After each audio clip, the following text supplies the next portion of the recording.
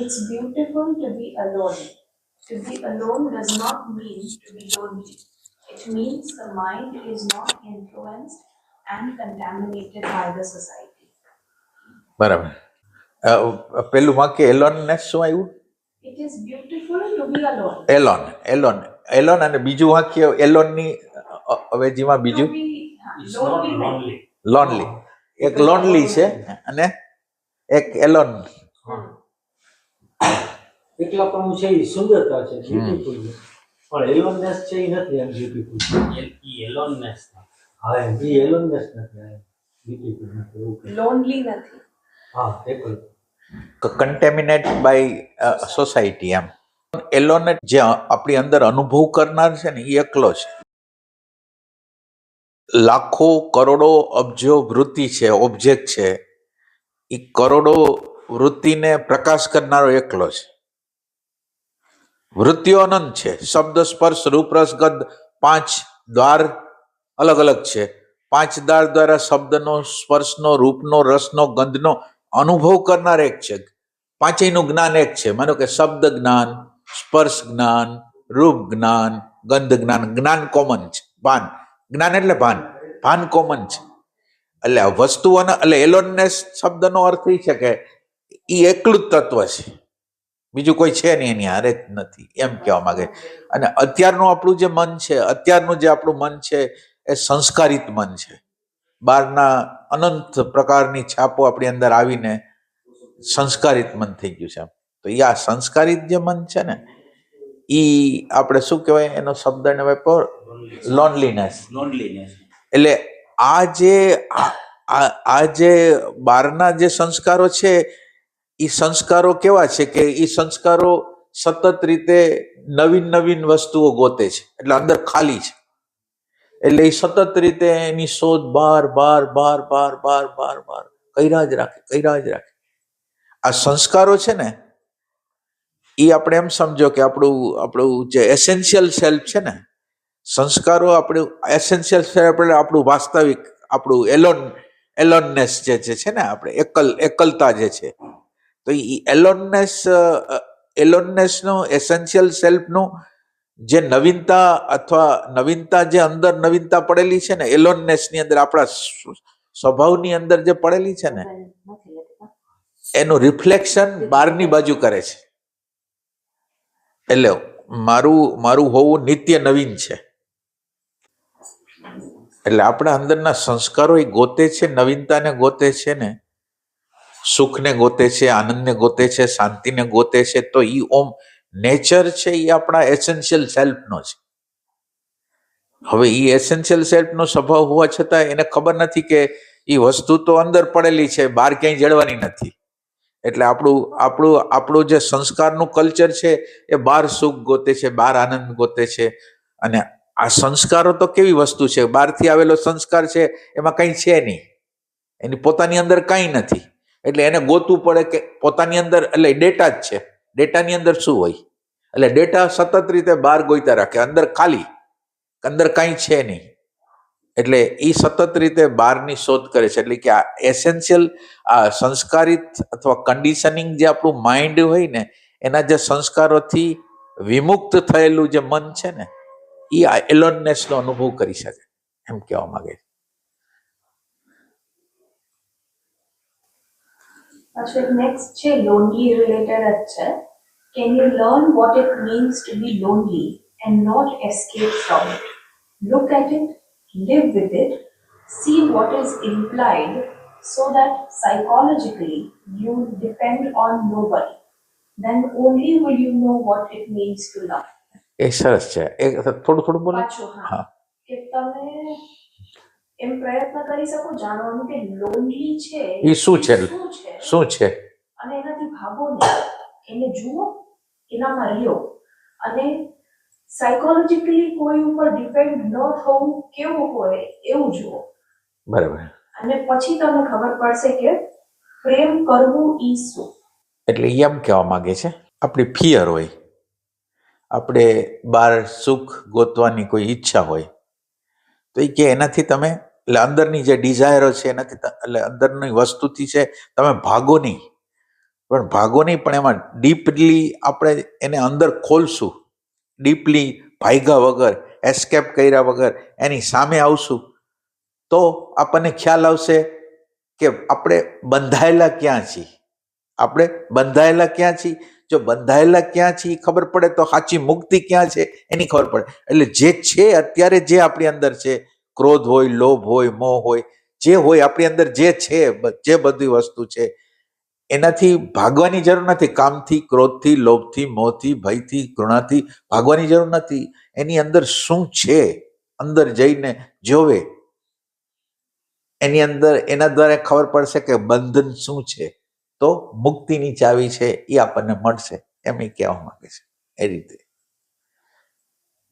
એટલે આપણે તો શું થાય, કામ ખરાબ છે, ક્રોધ ખરાબ છે, લોભ ખરાબ છે, આ ખરાબ ખરાબ કરીને એને જોતા જ નથી. સમય રહિતતા જે આપણે કાલ કહેતા હતા ને, એ સમય રહિતતા એ જે છે એમાં છે. એટલે ક્રોધ શું છે, તો ક્રોધ શું છે એવું તરફ તમે જ્યારે એટેન્શન કરો છો, એટલે ક્રોધ પોતાના વસ્ત્રો કાઢવા માંડે અને નિવસ્ત્ર થઈ જાય કે ક્રોધ એટલે આખું તમે સિનેરિયો જોઈ લ્યો, તો ક્રોધ છે એની ખબર પડે એટલે તમે ક્રોધથી મુક્ત થઈ ગયા. ક્રોધ જ્યાં લગીન સમજાય નહીં ત્યાં લગીન નાસુર બની જાય, એટલે આપણને દુઃખ આપતું થઈ જાય. એ ટાઈપની વસ્તુ છે.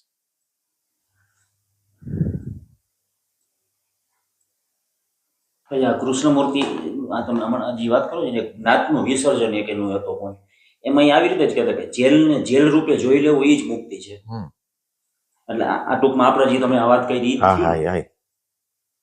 આપણે કાલ જે પ્રયત્ન કરતા હતા ને, જ્ઞાતનું વિસર્જન કરવાનો જ પ્રયત્ન કરતા હતા. તમારું જ્ઞાત ખતમ કરવાની જ વાત કરતા હતા ને આપણે. જ્ઞાતમાંથી અજ્ઞાત, અજ્ઞેય તરફની ગતિ હતી.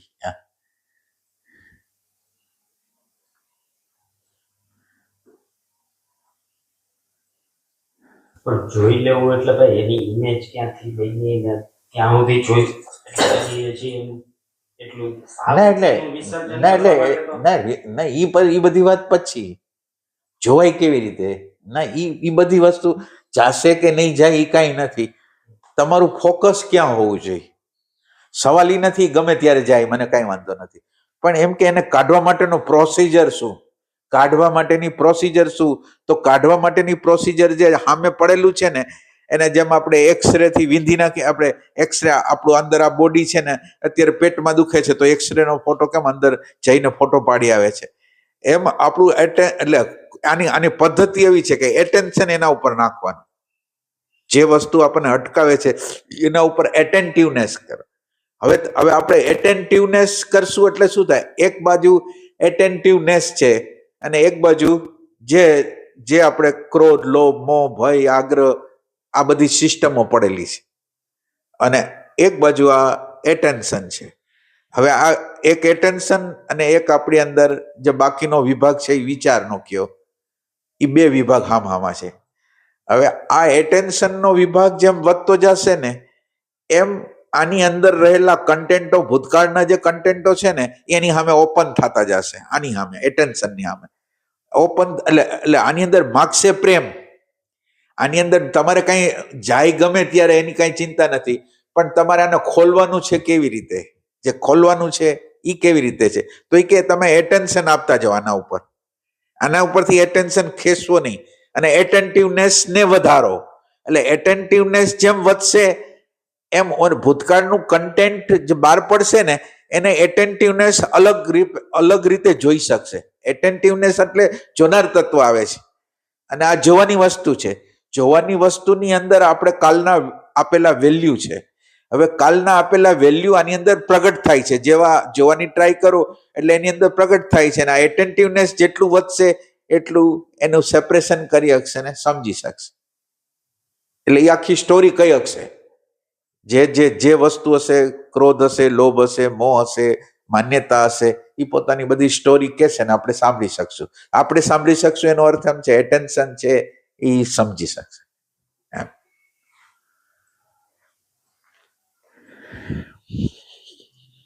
એટલે આની અંદર તમારે કરવાનું શું છે, ક્રોધ આવ્યો છે તો કઈ વાંધો નહીં, ભલે રહ્યો, ક્રોધ ઉપર એટેન્શન નાખવાનું છે. આપણે જેમ અભિષેક કરી છે ને, આપણે ભગવાન ઉપર દૂધ નો કહી, આ અભિષેક છે એટેન્શનનો. એના ઉપર એટેન્શન નાખતા જાય છે, અભિષેક કરતા જાય છે, એટલે એટેન્શન છે એની અંદર પડેલા કન્ટેન્ટને બહાર કાઢતા જાય છે, એની કન્ટેન્ટથી અલગ પડતું જાય છે ને એ રીતે પ્રોસેસ છે આ રીતે.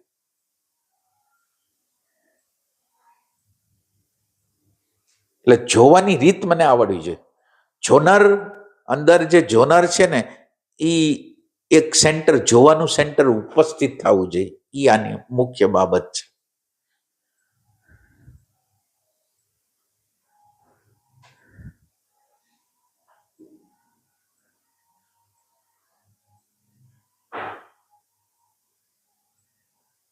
સાચું જોવાનું હોય તો એ ગમે એ વસ્તુને જોઈ લેશે ને, કાંઈ કોઈ પણ જાતના ઓબ્જેક્શન ના વગર. એટલે હવે ફરીથી એટલે આ થોડુંક અધૂરું રહી ગયું. તમે શું કીધું? જો જોનાર સાચો હશે, ખરેખર સાચું જોવાતું હશે, તો અંદર એને કાંઈ ઓબ્જેક્શન નહીં રહે ને, એમ તો એ વ્યવસ્થિત જોઈ લેશે ને. ના એટલે સાચું જોવાનું ત્યારે બનશે જોવામાંથી તમે ખસી નહીં જાઓ તો. જે વસ્તુ એટલે એટલે એટલે એટલે તમે આખો માઇન્ડનો નેચર છે ને જે છે એની હારે રહેવાનો સ્વભાવ, આપણી અંદરનો જે માઇન્ડ છે ને એનો જે છે એની હારે રહેવાનો સ્વભાવ જ નથી. જે છે અને એને તમે આ માનતા નહીં. તમે તમારા દિવસ દરમિયાન તમારું ઓબ્ઝર્વેશન કરશો ને તો તમે જે છે એની હારે રહેવા નહીં માગતા હો. તમે બરાબર જોશો એના પછી એ રીતે જ હોય છે. એટલે પ્રશ્ન આગળ ક્યારે આવશું આપણે? જે છે એના સામું જોવાની તાકાત આવે ને ત્યારે. એટલે આપણે જે છે એમાંથી ખસી જાય છે એની પહેલા નોંધ કરો. તમે જે છે એમાંથી ખસી જાય છે એની તમે નોંધ કરો.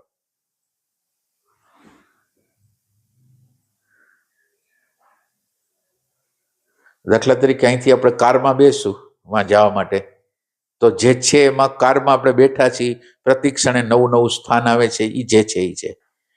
હવે આપણે ક્યાં હોય છે પછી ગમે ત્યાં હોય, પણ એમ કે એ જે હોવું જોઈએ ત્યાં આપણે હોય છે, જે છે ત્યાં નથી હોતા. એટલે જે છે એને નિરંતર રીતે એની હારે જોડાવાનું છે. એની સામે એ જે છે એની હારે એની સામે આંખથી આંખ મિલાવવાની છે, એમ એ ટાઈપ.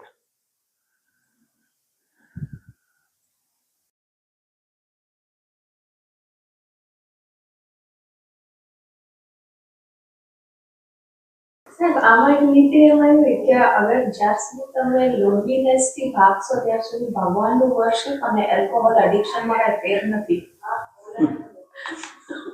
ભાગવાનું જ્યાં સુધી લોનલીનેસ થી તમે ભાગશો ત્યાં સુધી ભગવાનનું વર્શિપ અને એલ્કોહોલ એડિક્શન વચ્ચે કાંઈ ફેર નથી. સાચું છે. આલ્કોહોલ તો કોક દી છૂટી ગયા, આ તો છૂટી ગયા જ નથી. માન્યતા બિલીફ સિસ્ટમથી જે ઘેરાયેલા એટલે આપણે જોઈ છે કે ઇમ્પોસિબલ છે. એ લોકો એમાંથી નીકળી જ નથી શકતા. કાંઈ મળતું નથી. એવું નથી કે ત્યાં કંઈક મળે છે, ત્યાં સંઘર્ષ સિવાય કાંઈ નથી. પણ એ સંઘર્ષ છે એની ખબર નથી આમ. એટલે હવે તમને ટેકનિક આવડી ગઈ છે કે જે છે એની સામે આંખથી આંખ મેળવવી, અને તમારે પેલું એ ગોતવું પડશે કે જે છે એનાથી આંખ બીજી તરફ લઈ જાય છે, આપણું એટેન્શન બીજી તરફ લઈ જાય છે. એ એક આપણે જોવાનું છે. સવાલ એ નથી તમને સમય શું લાગશે, એ નથી, તમે આને જોવાની રીત કઈ રીતે અપનાવો છે એમ. દારૂનું એડિક્શન તો સમાજના લોકો એમ કે ખરાબ છે. આપણી બિલીફ સિસ્ટમ ખોટી છે એવું તો કોઈ નથી કહેતું કે એ કોઈ કહી ન શકે, કારણ કે બધા પોતપોતાના બિલીફ સિસ્ટમમાં ફસાયેલા હોય. એટલે આમાંથી છૂટવું તો ઇમ્પોસિબલ છે. આમાંથી તો છૂટી જાય એમ. ખરાબ તો કહેવાય છે. અને અત્યારે આપણે આપણી જે બિલીફ સિસ્ટમમાં જે જીવી છીએ એને ખરાબ નથી કહેતા આપણે.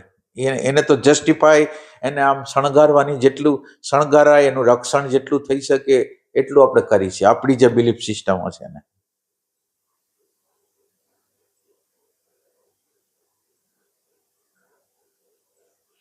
આમ તો ભાઈ આમ ખબર નથી, પણ આપણે સાંભળ્યું છે કે ખરેખર તો એ ડેટા છે ને હાવ નિર્જીવ વસ્તુ છે, પણ છતાંય કેવાય એમાં જકડાયેલા છે.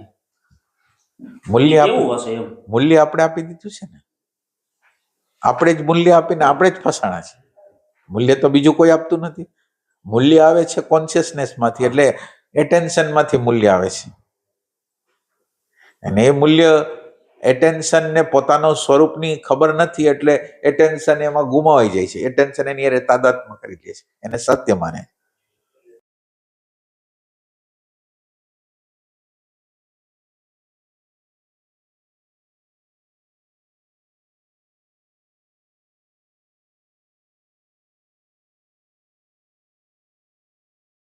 એટલે ભાઈ ઓલું જ થયું ને, પ્રકૃતિ જેવી છે એમાં કઈ વાંધો નથી, પણ આપણે મૂલ્ય ખોટી રીતે દઈ દીધું ખોટી એ વાંધો રીતે. હા, એ વાંધો છે, એ વાંધો. પ્રકૃતિ તો જળ વસ્તુ હોય, એમાં શું સારું ને શું નરસું, એમાં કઈ ન હોય. એટલે આપણા હાથમાં જ છે ને પૂરેપૂરી વસ્તુ. કર્યું એટલે પ્રેમમાં છે આપણા હાથમાં. એટલે તમારી ઘર પ્રેમ હોય તો તમે શોધો, અને શોધમાંથી આ બધું નીકળે એમ.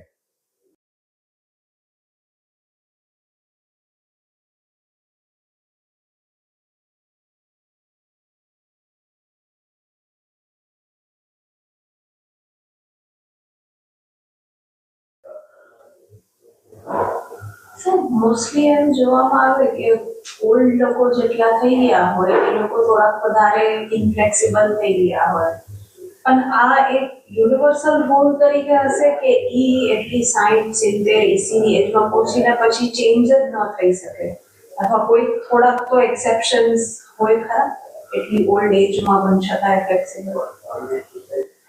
એટલે એ તો લર્નિંગ પ્રોસેસ જે કરતા હોય એ જ કરી શકે, બાકી તો તમારે હાલવાનું છે. એટલે એમાં એવું હોય છે, ઉંમરની સાથે સાથે ઉર્જા ખતમ થતી જાય છે. બિલીફ સિસ્ટમને ચેલેન્જ કરનાર કોઈ નથી. માનો કે મારી બિલીફ સિસ્ટમ છે એને ચેલેન્જ કરનાર કોઈ નથી, અને અંદરનો આપણો નેચર છે કે આપણું જ્યાં હાલતું હોય શાસન, જ્યાં હાલતું હોય ત્યાં આપણે એને એટેક કરી, અને જ્યાં ન હાલતું હોય ત્યાં એક્સેપ્ટન્સ કરી, એ આપણા અંદરનો ઇનબિલ્ટ નેચર છે.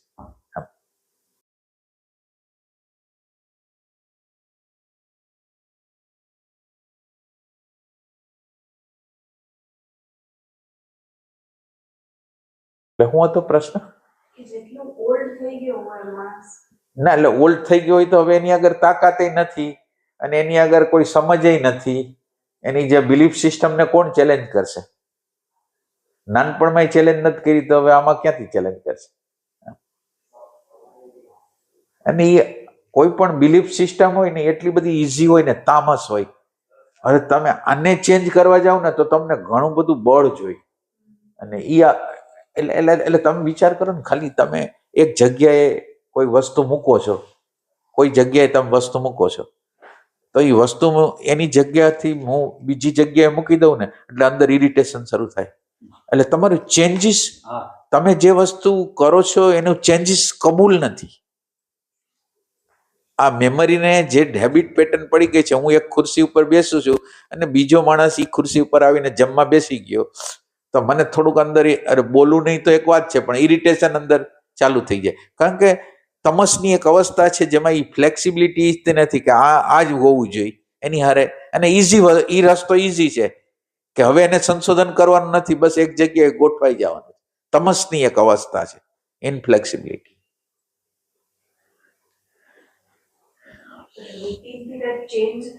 સેજે નહીં. તમારું એક વેણું એક જગ્યાએથી બીજી જગ્યાએ મૂકી દે ને તો તમારે ઓલો અને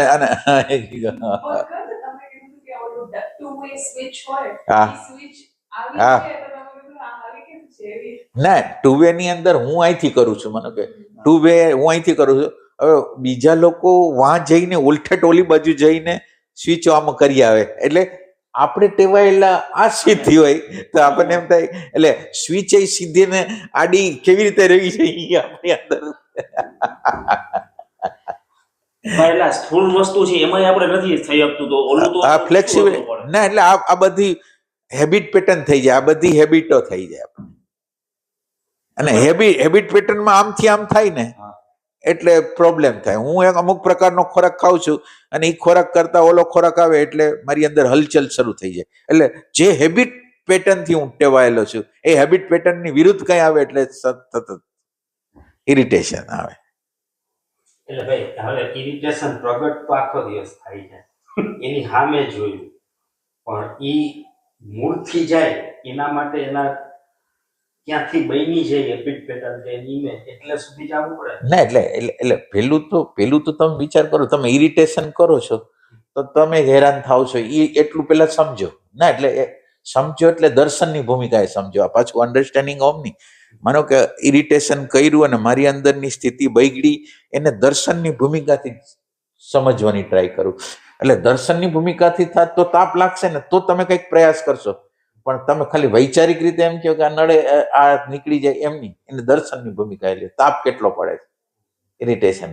અને આની અંદર એવી ચાવી એવી છે કે એક ઇરિટેશનને કાઢશો તો લાખો ઇરિટેશન વયા જશે. એટલે અત્યારે મને એક ઇરિટેશન ઉપર હું કામ કરવાની મને જો આવડી ગયું તો એવા પ્રકારના લાખ ઇરિટેશન ભવિષ્યમાં આવવાના છે, બધા જવાના છે.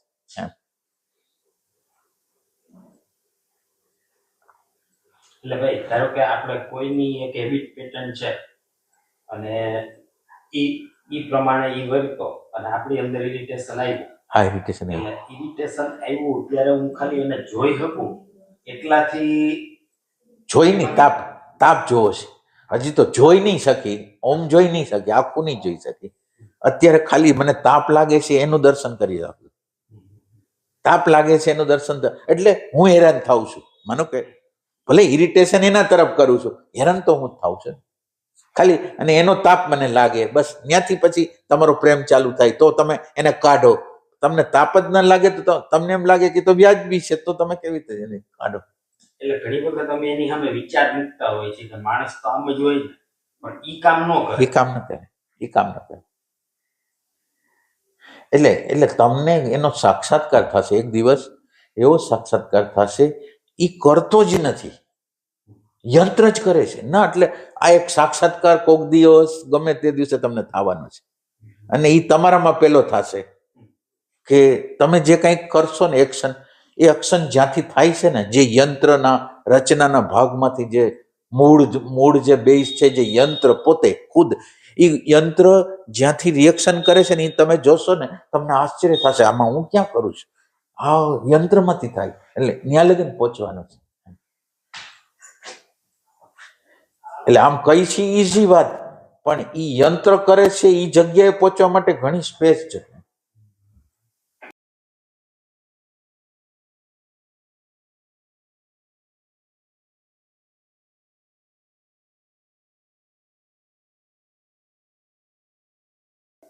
તમે એમ કહો કે નાની નાની વસ્તુમાં આખો દિવસ આપણે કેટલી જાગૃતિ રાખી શકીએ, એમ જેમ આપણું કામ હોય એ આપણે કરીએ, અથવા કઈ મૂકી ના દે કે કોઈ બીજું કરી દેશે, એનાથી પણ જાગૃતિ વધે. આપણા ક્યાંક હેબિટ પેટર્ન આવા કંઈક હોય એને પણ રેકોગ્નાઇઝ પેલા કરી દઈ, પેલા કે આ વસ્તુ મને અટકાવે છે.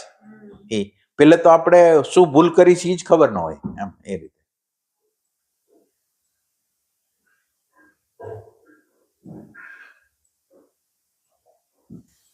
પછી કોઈ બીજો ભૂલ બતાવે તો આપણને પેલા તો એક્સેપ્ટ ન થાય. ના એટલે આપણી હેબિટ જ છે કે એનો બચાવ કરો, એ હેબિટ જ છે એમ.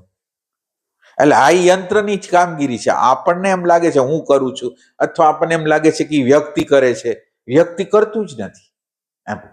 વ્યક્તિની તો કોઈ હેસિયત જ નથી કે કરી શકે એમ.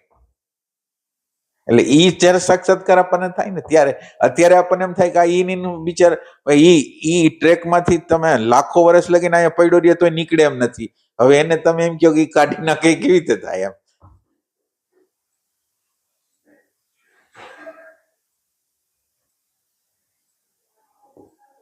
એક સમર્પણ શબ્દ છે, એ એક જો સમર્પણ શબ્દનો અર્થ જો સમબત્તા અર્પણ, એ જવું છે, સંધિ છૂટી પાડવી. સમ એટલે કમ્પ્લીટ, ટુગેધર ફોર પરફેક્ટ. અર્પણ એટલે લાઈક ગિવિંગ, ઓફરિંગ. અચ્છા, તો કમ્પ્લીટ ઓફરિંગ. કમ્પ્લીટ ઓફરિંગ, કમ્પ્લીટપણે કંઈક ઓફર કરવું. કમ્પ્લીટ ઓફરિંગ માટે હું ન જોઈ, કમ્પ્લીટ ઓફરિંગ ના કરી શકે. સમર્પણ અને શરણાગતિ છે. હશે સારી છતાં જોઈ લે, એને આપણે જોઈ લઈએ. આમાં હું શબ્દ ઉપરથી આપણને ખ્યાલ આવી જાય, શબ્દ જે કહેવા માંગે છે ને એના ઉપરથી આપણને ખ્યાલ આવી જાય. એટલે શબ્દાર્થ બહુ બહુ ઇમ્પોર્ટન્ટ વસ્તુ છે. શબ્દ જે સંધિથી બન્યો છે ને એ ઇમ્પોર્ટન્ટ વસ્તુ છે. શરણ એટલે રેફ્યુજ, શેલ્ટર. આગતિ એટલે આવું આવું ટેકિંગ કમ્પ્લીટ રેફ્યુજ ઇન ગોડ. એટલે કોઈને શરણે વયું જવું એમ, એ બરાબર. રેફ્યુજ ઇન ગોડ. ગમે. હા, બરાબર. The 6 limbs એટલે 6 અંગ હા સરેન્ડર અથવા શરણાગતિના હા હા એવું છે. એક હયાગ્રીવ સ્ત્રોતમના નામે, I don't know pronunciation of that. Hayagriva સ્તોત્ર છે ને. હા, હા. એના મુજબ છે પહેલો accepting everything favourable to devotion. Second rejecting everything unfavourable to devotion. એટલે મારી ભક્તિ પ્રત્યે જે ફેવરેબલ છે એને હું એક્સેપ્ટ કરું, જે અનફેવરેબલ છે એનું નકાર કરું, જે ન ફાવે ન પોસાય એટલે. અનશેકેબલ ફેથ, મારું હલી ન શકે. સ્થિર ભાવ એટલે સ્થિર શ્રદ્ધા. રકીય તિતિ વિશ્વાસા. રકીય તિતિ વિશ્વાસા એટલે એનો અર્થ એટલે એ જ વિશ્વાસ, યા સંસ્કૃત શબ્દ છે હા. એ અનશેકેબલ ફેથ. બસ. God will certainly protect. બરાબર. પછી ચોથો ભગવાન જ છે એક જે શું કહેવાય કે મેન્ટેન પણ ઈ જ કરે છે, પ્રોટેક્ટ પણ ઈ જ કરે છે. આ વસ્તુ આપણે એટલે ભગવાન જ કરે છે. જો ભગવાન કરે છે તો એ ખોટું ન કરે એમ. પછી છે આત્મનિકેપા, ફૂલ સરેન્ડર ઓફ સેલ્ફ ઓર સોલ. અને છઠ્ઠું છે કરપાયા કે કાર્પયા, a sense of humility and helplessness. The humility અથવા helplessness નો એક અંદર હ્યુમિલિટી એટલે હમ્બલ હોય ને, જે માણસ વિનમ્ર, અવિનમ્ર. પણ હેલ્પલેસનેસ એ બે વિરોધ કેમ છે ન્યા? કાં હેલ્પલેસ છે ને કાં વિનમ્ર છે.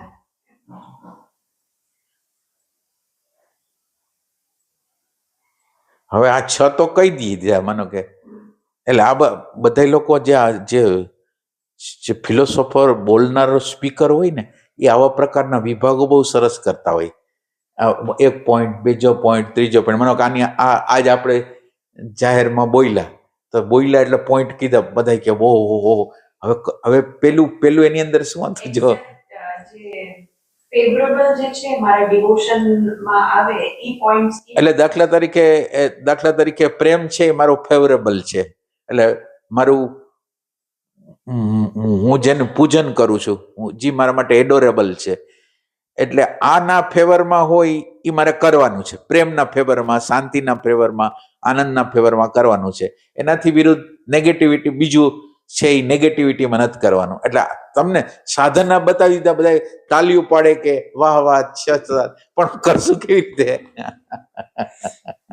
સ્પીકરો દ્વારા એટલે છીછરા માણસો ખાલી એટલે આને ઊંડાઈથી કેવી રીતે લઈ જવું એ તો ખ્યાલ જ નહીં આવે. એટલે ખાલી આટલા પોઈન્ટો ઉપર છેલ્લા પોઈન્ટો એને મળી જશે કે બહુ સરસ બહુ સરસ. હવે જેવું એક પોઈન્ટ નાનકડો હાલવા જાય તને ખબર પડે કે હાલાશે નહીં આ એમ. એટલે કે અમાસનો ઓલા શું કહેવાય, પૂર્ણિમાનો ચાંદ, એકમ, બી, ત્રી, ચોથ, પાંચમ. એટલે હવે તમે આ બધું વર્ણન કરતા જાઓ, મજા આવે. પણ જાવું કેવી રીતે? તો જવા માટે તો બહુ મહેનત પડે એમ.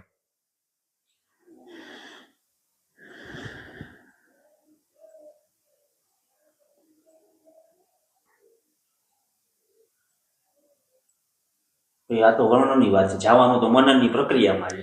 આખું કાલ આપણે વાત થઈ. એટલે આ તમે જાણો એટલે તમે ક્યારેક સાંભળશો ક્યાંક ના સારા પોઈન્ટ હોય, એવું નહીં કે આ સારા પોઈન્ટ જ છે, બધા સારા પોઈન્ટ હોય છે, પણ એ પોઈન્ટને એપ્લાય કેવી રીતે કરવું? મોટિવેશનલ સ્પીકર બધા હોય છે આ ટાઈપના લાખો માણસો લાખો માણસો અને ત્યારે એ બધા લોકો હાઈ પાડે છે. અને એમય છે અને બને કે એ વિચાર છે એ એના જીવનની અંદર ક્રાંતિ કરી દે, એવું નહીં કે નો કરે, એમય થઈ જાય. પણ એ બધું ઉપર છેલ્લું છે. એટલે અત્યાર માટે થઈ ગયું, પણ કાલ માટે પાછું એ થશે એ શક્ય નથી. મને કે અત્યારે કોઈક કારણસર ઈ વિચારને મેં પકડી લીધો તો મારા બીજા સંઘર્ષો તો વયા ગયા આ વિચારને લીધે જ. પણ એ ટેમ્પરરી છે, સમજ વગરનું છે.